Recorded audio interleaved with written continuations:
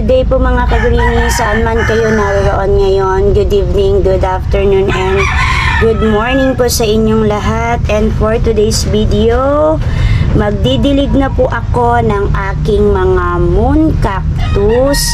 Nag-comment nga pala si Dalia Macoy Reyes. Hi sa'yo, Dalia. Ilang araw po dilig after sapat. So, eto pong aking mga moon cactus ay 2 weeks na ito. So, 14 days, 15 days. Ngayon ko lang po sila didiligan. Ganon po ako katagal magdilig ng aking mga moon cactus kasi wala naman po sila sa initan. Hindi sila sa morning sun, wala rin sila sa afternoon. So, hindi po sila nadadry. Hindi sila nangangayayat. Ayan po yung kanilang itsura. Okay na okay, alive na alive, at healthy. Hindi ko po alam kung meron na po silang roots, kung madami na ba ang kanilang roots or konti pa lang. Dahil ayaw ko na pong bunutin dahil madidisturb po sila. Sigurado naman sa tagal na hindi ko pa sila dinidiligan, almost 2 weeks na ngayon, sure naman siguro na meron na silang roots, konti man ito o madami man ito. Kaya didiligan ko na sila. Sa mga hindi nakakaalam, ito po yung in-unbox ko last 2 weeks. Ngayon, magdidilig na ako sa kanila. Ito yung water na gagamitin ko. Ayan po. At ito yung aking cute na tabo. So, meron po akong 8 moon cactus na in order. Ito pong black na ito ay pre ko yan. Ang color po na kinuha ko ay 4. 2 orange, 2 yellow, at 2 pink, 2 rin na red. Dahil gusto ko kumpleto na ang kulay ko. Kaya ayan po yung kinuha ko. In order ko po. So, hindi po ako magko-controlled water. Hindi ko lang po sila kukontian. Medyo madami-dami po ang aking ididilig. Yung tutulo po yung water sa soil nila. At sa water lang po ako magdidilig. Ito muna yung uunahin ko. Color ano po siya? Black na brown na maroon. Ewan, basta ganun po yung kulay niya. Free po yan ng seller sa akin. At yung orange ko, eto na po, 2 na po sila. Before, hindi ko ma-recognize kung orange siya kasi may pagkakahawig sila ni yellow. Pero nung nilagay ko po siya dito sa shaded area ko, ito po yung shaded area ko. Hindi po ito naaarawan. Nakikita nyo naman po, wala pong araw dito. Meron lang siyang parang, ayan o, may mga tumama lang. Pero yun talaga po na direct na sunlight, wala po. Hanggang mamaya, hanggang paglubog po ng araw, hindi po sila nasisikatan ng araw.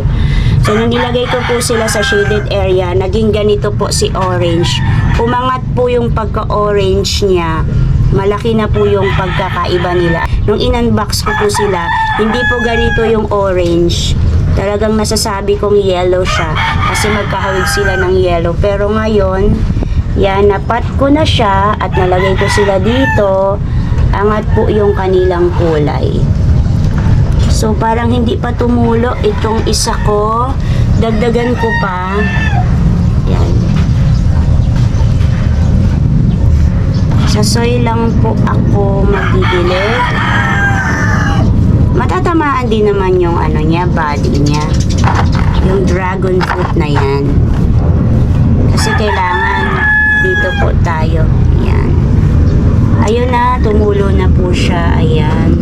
Ito rin, yun na, lumalabas na po yung water niya. Ito rin. And then, yellow na tayo. Ayan. Next, yellow. Ang dami na po nilang offset. Antayin ko lang po sila na lumaki. Pagtatatanggalin ko na po yan. Ito ang orange, oh, may malaki na po yan. Pwede na po yan ihiwalay. Hindi pa tumutulo ang kanilang water. Dagdagan pa natin. Dagdagan pa natin. Next, sa pink na tayo. Ang pink ko ay matingkad. Ang ganda ng pagka-pink niya. Gandang-ganda ako sa kanya. May nagtanong nga pala sa akin kung ano po yung toppings na ginagamit ko. Famis lang po, at ang gamit kong sukat ay matanghito size po. Kasi yung munggo size po, ginagamit ko po yun pang mix ko sa aking pating mix. Mas malaki po kasi yung munggo size keda sa matanghito. Mas maliit po yung matanghito keda sa munggo size. Yan ang aking pink. Next ay red. Ang ganda rin ng red. Parang maranta. Maranta color yung pagka-red niya. Dark red. Ito rin of dark pink. Ang ganda po. Nakakatuwa. Meron palang gymnocalycium na talagang full variegated. Tingnan natin. Ito hindi pa. Wala pang tumutulo na water. Doon sa ilalim. Dagdagan pa natin. Ayun. So, ang gagawin ko po ngayon, dahil diniligan ko po sila, kailangan po nilang matuyo. Dahil pag hindi po sila matuyo, magkaka-stem rot po sila or magkaka-root rot po sila. So, kailangan po natin silang ilagay na sa arawan. So, ngayon, i-introduce ko po sila sa morning sun. Kasi po, nabasa yung soil nila. Hindi naman po sila pwede rito sa shaded area ko dahil wala pong araw ito. Filtered lang. Hindi po matutuyo yung soil nila dito na medyo madami-dami po yung nilagay ko. Hindi po sila pwedeng sagi. Nakababad po yung kanilang roots or stem dyan sa basa na soil na yan. Dito ko po sila ilalagay. Let's go. Yan. Dito po sa aking mga leaf propagation na dalaga at binata na, kasi malalaki na sila. Dito ko po sila ilalagay. Pwede rin naman dyan, pero mas okay po dito. Dito ko po sila ilalagay.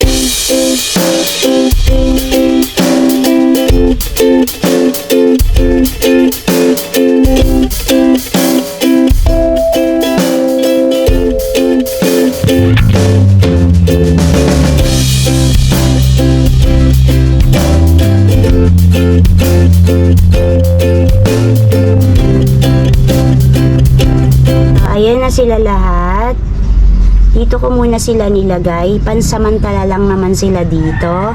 Supposed to be, doon ko po sila ilalagay. Doon yun, sa cactus ko na yun. Tatanggalin ko muna sila dyan bago ko mailagay ito. Itong aking mga moon cactus kasi aayusin ko pa yon. So dito muna sila, safe naman sila dito. Kung umulan naman, pwede silang maulanan. Wag lang po mababad ng ilang araw dahil maruroot rot sila kasi hindi pa po sila stable. Weeks pa po sila. So, ang ginagawa ko po noon, tinatanggal ko po sila dyan kapag sunod-sunod na umulan. Ibabalik ko po sila doon sa shaded area ko. Pag umaraw, ibabalik ko po sila sa morning sun. Magkukuha muna ako ng seeds ng aking mellow cactus na color orange. Kasi maglalaglagan na naman sila. Mamaya hindi ko na naman siya makukuha. Sayang na naman. Ayan po. At hello sa aking mga succulent dyan. And that's it for today mga kagreeny. Sana may nakuha po kayong tips kung kailan ako nagdidilig ng aking mga cactus, moon cactus, yung mga astro ko po, and then mga gymno ko po, at kung kailan ko po sila pinapaarawan. Ayun po ang days kung kailan po ako nagpapaaraw at nagdidilig ng aking mga cactus. Kung love po ninyo at nagko-collect din po kayo ng mga plants kagaya ko, ornamental plants, house plant, cactus and succulent, please po, pa-share po ng video ko na ito, pa-like na rin po, and don't forget to subscribe, Ana Duran. At pa-follow na rin po ng aking FB account, ayan po ilalagay ko. Thank you Lord sa araw na ito. May God bless you all. Bye-bye po mga ka-greenie.